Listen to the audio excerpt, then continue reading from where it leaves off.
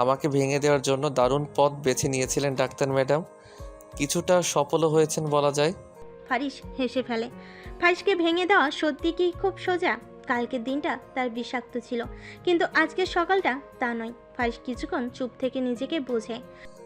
জীবন তো কম আঘাত দেয়নি ফারিস। তোর তো ফুলহীন একটা বাগান ছিল, অথচ সেই বাগানে সামান্য একটা ছোট্ট ছুরি এসে তছনছ করে দিল। কিন্তু ছুরি তো জানে না ফারিসের ফুলহীন বাগান কতটা শক্তপোক্ত আর চওড়া। এক ছুরি দিয়ে তো একদিনের মধ্যে বাগান শেষ করা যাবে না। ফারিস গম্ভীর এক আওয়াজে আদিবকে ডাকলো, বলল। আদিব। আদিব তখনই দৌড়ে আসলো। কিচেনে কাজ করছিল। আদিব বলল। কি হয়েছে ভাই?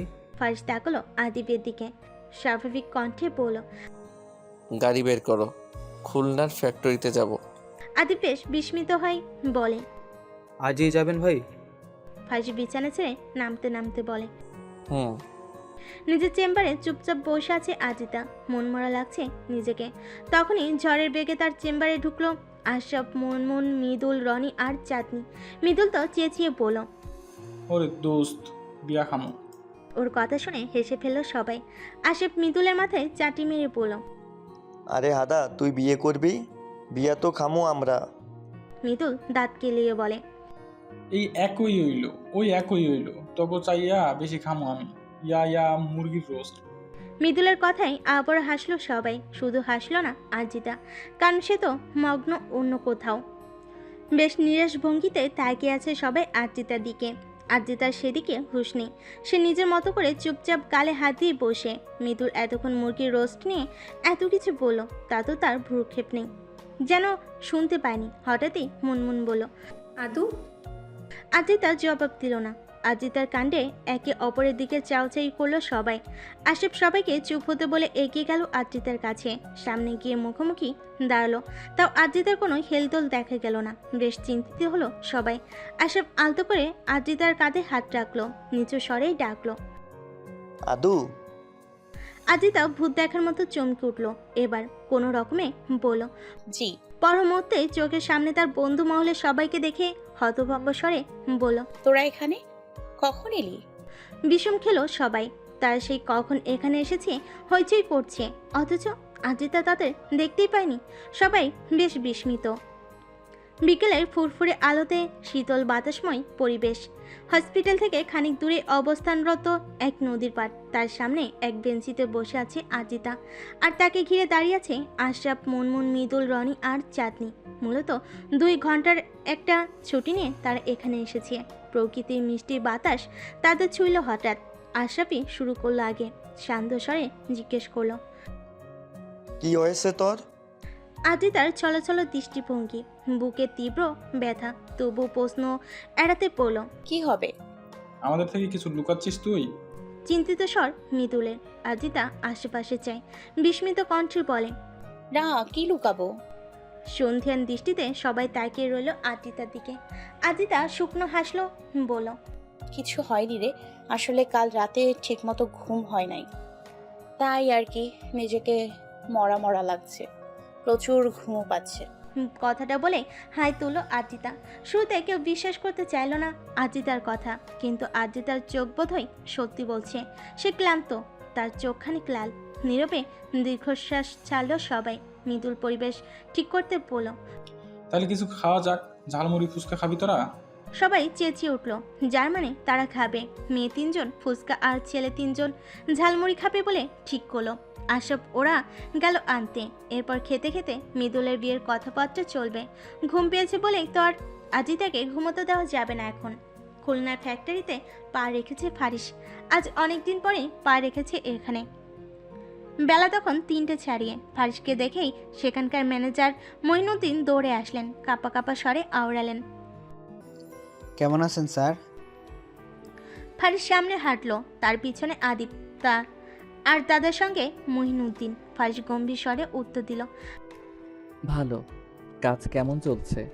জি ভালো স্যার। আজ রাতে কি মাল ডেলিভারি দেয়া হবে? জি স্যার। কোন কোন দেশে যাবে? একটা জাপানে আর একটা নেদারল্যান্ড। ফারিস ছোট করে উত্তর দিল। ও, একটু থেমে আবার বলে, ঔষধের কি খবর? স্যার দেশে অনেকগুলো অর্ডার আছে। ঢাকার বেশিরভাগ সরকারি বেসরকারি হসপিটালগুলো আমাদের ওষুধ ব্যবহার করছে। বাচ্চাদের জন্য নতুন তৈরিকৃত কাশির ওষুধটাও ব্যাপক ভালো হয়েছে। ঢাকা সরকারি হসপিটালে ডাক্তার ওয়াজিহা আদ্রিতা নামের একজন ডক্টর ওষুধটা ভালো রিভিউ দিয়েছে স্যার। এছাড়া খুলনাতেও বেশ সাড়া ফেলেছে। ফারিস কিছু বলল না। ওয়াজিহা আদ্রিতা নামটা শুনতেই বুক কাঁপলো ফারিসের। যন্ত্রণাটা হলো বুঝি। আদিব বুঝলো, এগিয়ে এসে বলল, আপনি ভাই ওখানে একটা চেয়ারে বসুন, আমি বাকিটা দেখে নিচ্ছি। ফারিস শুনল না, জোরে নিঃশ্বাস ফেলে বলল, আমি ঠিক আছি আদিব। কথাটা বলে ঘুরে ঘুরে দেখতে লাগলো সবটা। মেয়েটার সাথে কাটানো সুন্দর মুহূর্তগুলো মনে পড়েছে ফারিসের। অস্থির লাগছে আচমকা, মুখ থেকে অস্পষ্টনীয় বার্তা বের হলো একটু। এভাবে না ঠকালেও বোধহয় হতো ডাক্তার ম্যাডাম। নিঝুম রাত, চুপচাপ হাঁটছে আদ্রিতা। সেদিনের পর 4 দিন কাটলো আজ। ফারিসের সাথে 4 দিন যাবৎ কথা নেই। ফোন নাম্বার থাকতেও কল দেওয়া মানা। আদ্রিতা চাইলেও কল করতে পারছে না, তার দম বন্ধ হয়ে আসছে। ফোন করে কি বলবে তাও জানে না, ক্ষমা চাইবে কি না তাও বুঝছে না। আর ক্ষমা চাইলে কি ফারিস থেকে ক্ষমা করে দিবে? অবশ্যই দিবে না। আদ্রিতা চাইছে ক্ষমা না করলেও ফারিস কম করে হলো তার সাথে রাগারাগি করুক, চেঁচামেচি করুক। ছেলেটার এভাবে গুম হয়ে যাওয়ার ব্যাপারটা আদ্রিতা কিছুতেই মেনে নিতে পারছে না। তার কষ্ট হচ্ছে। একটা ভুল তার পুরো জীবন উলটপালট করে দিল। কোথাও গিয়ে তার মনে হচ্ছে তার কক্সবাজার যাওয়াই ভুল হয়েছে। না যেত কক্সবাজার, না দেখা হতো ফারিসের সাথে, আর না ওই পুলিশ অফিসারের সাথে। আনমনার রাস্তার কর্নার থেকে ফুটপাতের রাস্তা থেকে নামলো আদ্রিতা। এরপর পিচঢালা রাস্তায় দিয়ে হাঁটলো। তার কিছু ভালো লাগছে না। মাঝরাতে এভাবে হেঁটে বেড়ানোটাও সেফ না, কিন্তু তবুও আদ্রিতা হাঁটছে।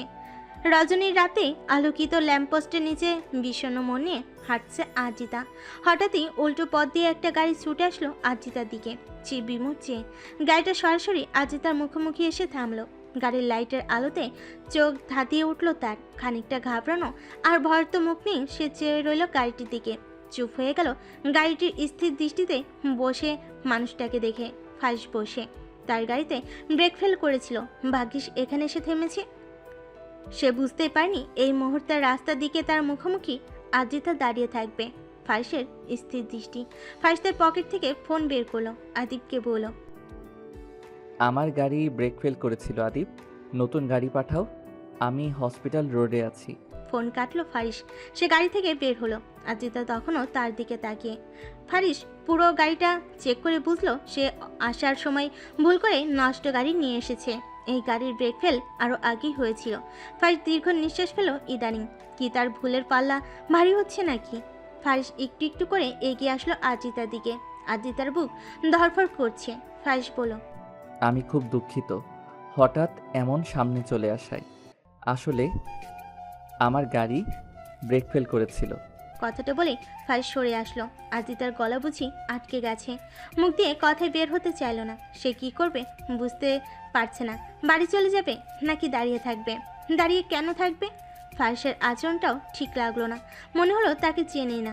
আদ্রিতার বুক ভারী হয়ে আসছে, যন্ত্রণা হচ্ছে। সে বহু কষ্টে ডাকলো, মিস্টার মিস্টার বখাটে। ফারিস দাঁড়ালো না মোটো। গাড়ির চাবি বের করে গাড়িটা লক করে সে হাঁটি তোলো উল্টো দিকে। আদ্রিতার চোখ বেয়ে পানি পড়লো আচমকা। সে কান্নামাখা মুখশ্রী নিয়েই বলে উঠল, ফারিস। না চাইতো ফারিসের পা থেমে গেল। এই অনাকাঙ্ক্ষিত মোলাকাত ফারিস চায়নি। ফারিসকে দাঁড়াতে দেখে আদ্রিতার চোখের পানি মুছতে মুছতে দৌড়ে গেল ফারিসের কাছে।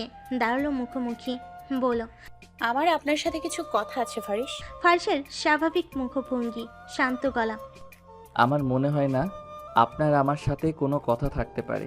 অবশ্যই আছে। আমি শুনতে চাইবো কেন? সত্যি কি শোনা যায় না?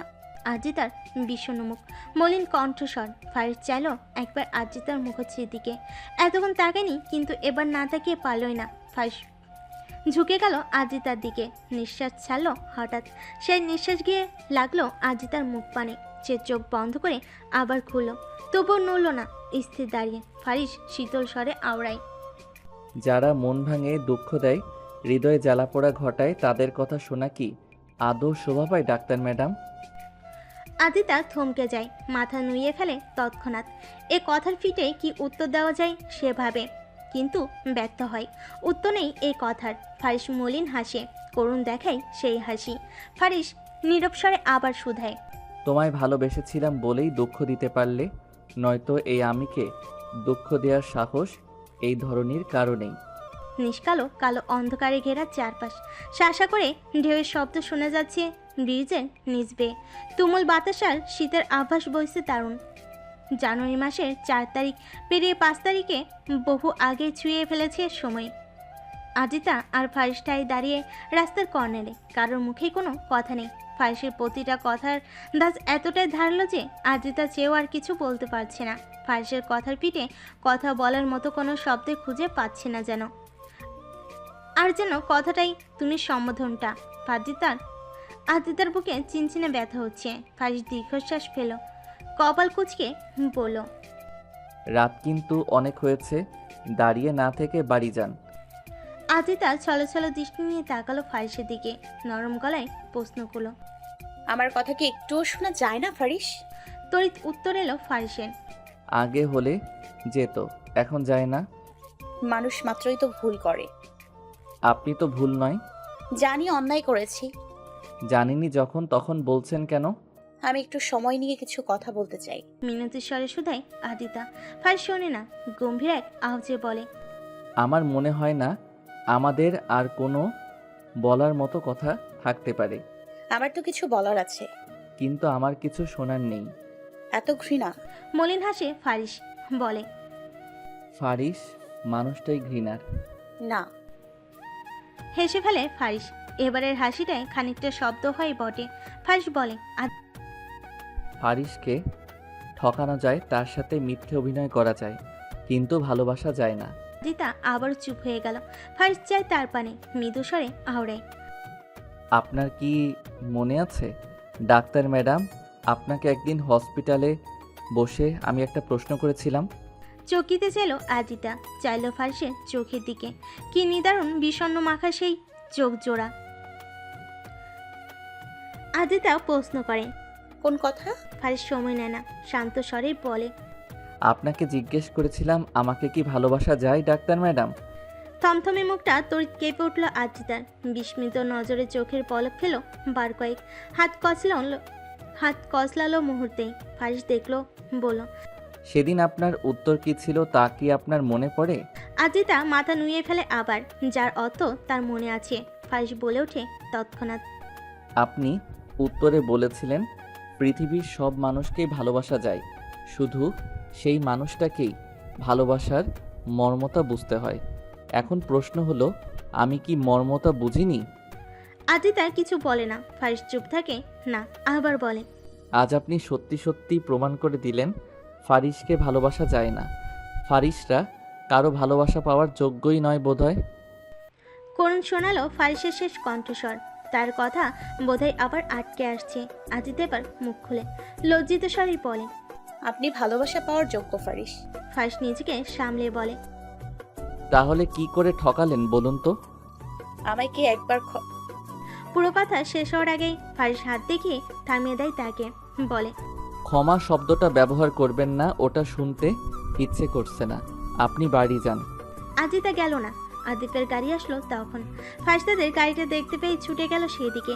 আজিতা তার পানে চেয়ে, অতঃপর আর কোনো কথা না বাড়িয়ে চলে গেল ফারিস আর আদিপ আজিতাকে দেখলো, কিছু বলল না, চুপচাপ চলে গেল।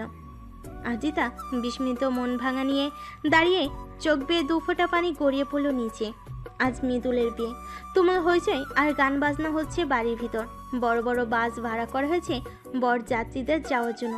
মৃদুলের জন্য স্পেশাল ফুল সাজানো গাড়ি। সেই গাড়ি করে যাবে আজিতা, মুনমুন, রনি, আশরাফ, মৃদুল আর চাঁদনি। গাড়িটাও বড়সড়। আজিতা ভারী একটা লেহেঙ্গা পরেছে, চুলগুলো খোলা, মুখে মলিন হাসি ঝুলছে। বাকিরাও সেজেছে খুব। মৃদুলের কাজিনরাও আসছে পিছনে গাড়ি করে। মৃদুল ওরা গাড়িতে বসতে গাড়ি চলতে শুরু করলো। মৃদুল টিস্যু দিয়ে নিজের মুখটা মুছতে মুছতে বলল, দোস্তরা আমার না খুব নার্ভাস লাগছে, গাড়ি থেকে আর নাইমা যেমনই। আশরাফ চোখ কুচকে ফেল। সে গাড়ি চালাচ্ছে। আশরাফ লুকিং গ্লাস দিয়ে এক পলক মৃদুলকে দেখে নিয়ে পড়ল। মৃদুলের বাচ্চা, সেদিনের মতো যদি আজকেও অজ্ঞান টজ্ঞান হস তো দেখিস বাড়ি আসে তুমুল পিটামু। আশরাফের কথা শুনে গাড়ি কাঁপিয়ে হাসলো সবাই। আদ্রিতাও হাসলো খানিকটা। মৃদুল কাচমাচু হয়ে বলল,